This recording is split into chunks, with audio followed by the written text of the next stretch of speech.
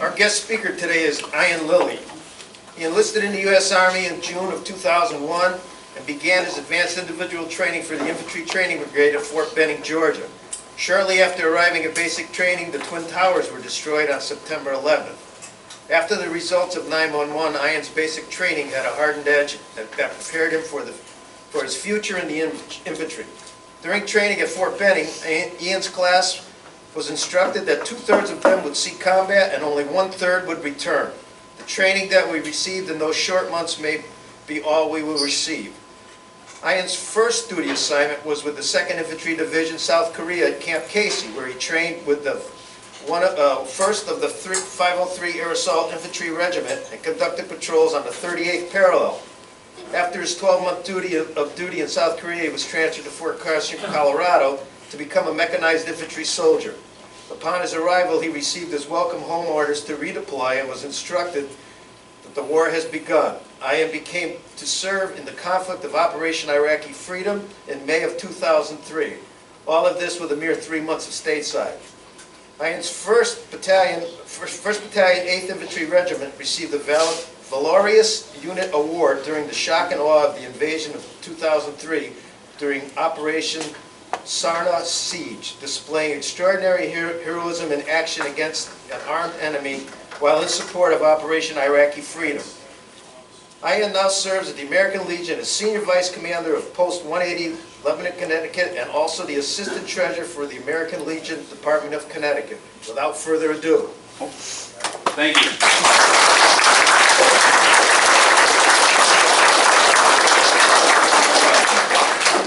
Before I begin, I just want to thank everybody for coming out today. Despite the weather, I think that shows exceptional character in each and every one of you. So please, if you give yourselves a round of applause, that'd be awesome. Thank you. It is an absolute honor to stand before you today. I took my oath in the United States Army to protect my country against enemies foreign and domestic. That same oath that the veterans in this crowd today took.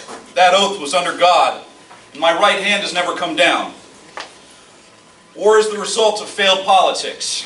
Peace is not maintained with handshakes and smiles. It is preserved at the end of a bayonet, and the men and women who are willing to carry out those orders at all costs, leaving everything they know behind. In 2003, I was 22 years old.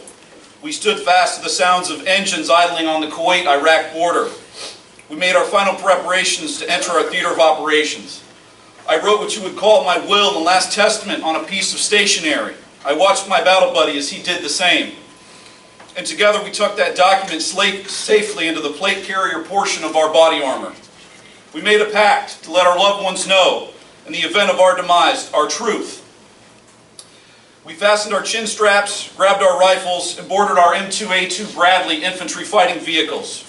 Not knowing what enemies lie ahead, we pushed forward. Our mission was to provide quick reaction force to the Army and Marines that were fighting ahead of us in Baghdad, and also for the country of Iraq. Spearheading through Baghdad and beyond, we listened to the sounds of small arms fire ricochet off the hull of our Bradley. As dismount soldiers unaware of our specific location, sealed off from the outside world in the hull, we wait for the sign to drop ramp and dismount. Bradley turrets begin traversing and unleash 25mm high explosive ammunition upon our enemies. We now know as dismount soldiers our time is upon us. The sealing effect of our careers. Everything we have done in our lives amounts to these defining moments. Some of us was 6 months in total service. We took what we learned from our elders and our training into this moment, the keynote of today's agenda. Those of us that were lucky enough to have had them who fought and served before us. Exterior explosions begin to impact our vehicle, rattling our skulls, causing deafness and disorientation. As impacts continue, conducting a threat assessment through 18 inches of steel and aluminum is virtually impossible. We wait for our Bradley to slow down and to pick time to drop ramp for dismount. The mechanical locks disengage and she begins to open. Through the darkness of the hull, the desert sun peers through the opening, temporarily blinding us. That gateway of destiny becomes wider and wider as we begin to push into the opening, sounding off with the fury of the infantry. The ramp touches down on the urbanized desert surface as we step into the unknown. Under enemy fire, we follow fire commands and move as a unit, weapons up, advancing toward the enemy sounds of gunfire. and explosions about us. Terrain and blast effects manipulate our avenue of approach. Bradley commanders continue to lay a suppressive base of fire, rounds passing over our heads roughly 6 feet or more, feeling like inches.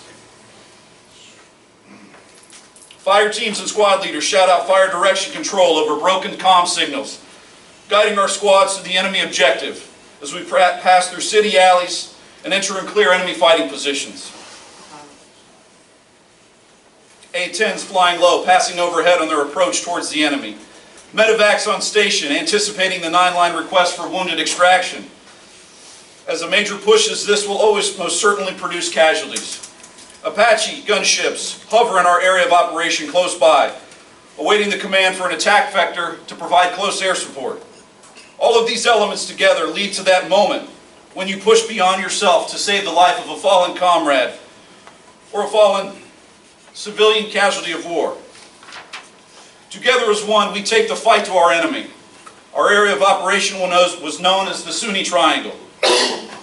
I was a mechanized infantry soldier, a member of the 4th Infantry Division, 1st Battalion, 8th Infantry Regiment, 3rd Brigade Combat Team, Fighting Eagles from Colorado Springs, Colorado. I was extremely fortunate to have served with the 4th Infantry Division. Her motto, steadfast and loyal, bears a weight that most will never understand. There are 2 types of officers in the military. There are officers who put their careers first, and then there are those who put their troops first. I was fortunate enough to serve under officers whose troops came first overall, and in most cases, their own families. That is why I have the opportunity to stand before you today. I want to dedicate and honor this day to my unit, their service, and also to the generations who have come before me. How you doing, Harold? So that I can have a place and a future as an American. Battalion Commander Lieutenant Colonel Nathan Sassman, Company Commander Matthew Cunningham, Company Executive Officer Charlie Adams, and First Lieutenant Adam Dykstra. Those names will mean nothing to you, but those names will forever resonate in my heart. And always remember, I had the finest leadership the United States Army had to offer. And that is my story for now. There will be plenty of time for me to tell another day. Today is for those who have served and fought and died so that I could live in a free country and have the choice to volunteer for myself. Some of those veterans were drafted. Amongst them, some chose to stand and fight, while others ran in cowardice. They accepted their destiny and stood tall as Americans. Those brave souls left a legacy for the future to follow. Others enlisted as they felt it was their sacred duty. Regardless of position, they fight with honor, loyalty, and integrity, making myself proud to call myself an American no matter what the public's opinion may be. To the greatest generation, I hope you can hear me, Earl. It was a great talk. To the greatest generation, World War II, you stopped the German war machine from taking over the world. Your efforts prevented the genocide of the Jewish people and gave hope to all nations. I thank you. To the Korean veteran, your war was the result of the country being divided in half after World War II, an aftershock that propelled you back into the fight. You prevented our allied South Korea from being overrun and saving the lives of millions as you liberated the South. Thank you. To the Vietnam veteran, after the fall of Saigon and the withdrawal of troops, those final dust-off images frozen in time, those historic UH-1 helicopters evacuating South Vietnamese civilians as they dangled, hanging on for their lives, in some cases falling to their deaths. That nation knew their fate was upon them. The Northern Coalition forces swept into the South, killing hundreds of thousands. Husbands, wives, and children were slaughtered. Your efforts in the Republic of South Vietnam gave them hope. You gave them 10 additional years of life that under normal circumstances they would not have had. Your cause was just, your cause was honorable, and your cause was noble. And I'm sorry that you had to wait over 50 years to hear that. Your actions as Americans on the forefront of battle brings great credit upon yourselves, the United States of America. And I'm sure there are hundreds of thousands of Southern Vietnamese soldiers and civilians that would share the same view as I do, and would thank you as well. To the Vietnam veteran also, your war and my war will share many similarities. And I hope that these words today bring you vindication for your efforts and struggles throughout the years. To the Iraq and Afghanistan veterans, your war continues and is not in vain. As soldiers, you know the truth. Don't let an undecided America quarrel over the truth that can never be agreed upon as our war continues. It is up to the American people to not let history repeat itself and not let our troops die in vain. Their fight is just and their fight is noble as well. It is not the soldier's job to pick the fight. It's our job to finish that fight. There's not enough darkness in all the world to put out even one small candle. A quote by Robert Alden. America is that light that brings peace, freedom, and balance to the world. We are slowly losing the ones who gave us our freedom. They will take history to the grave with them. Their stories need to be told, and as Americans we need to listen before history is rewritten by those who have never served and those who have never endured the hardships of war. The men and women that we owe so much to, and that they may never know what that truly means to us. Their stories need to be memorialized as they witness history's unfold. As a country, we have inherited the success of every man and woman who has served and died fighting for this nation and our well-being. Today is a day of remembrance in which the nation will remember all those who have died while in active duty military service. Without a military to defend our nation, our way of life would cease to exist. Today you need to look back on those that we have amongst us and those we have lost. You don't need a family member in the military to express your gratitude. Shake a veteran's hand, look him in the eye, and simply say thank you. Eye contact is very important. Because whether you believe it or not, the reason you have freedom is because of the sacrifices our veterans have made. Whether you feel the wars this nation's fight are just or unjust, our men and women have accepted the call to fight and die for you and for me so that we have our freedom and so that you don't have to. When you've been in combat for a while, dying becomes a lot easier than living. A quote by Roger Rutland, 1st Sergeant, 106th Infantry, World War II. This has become a reality with some of our returning veterans today.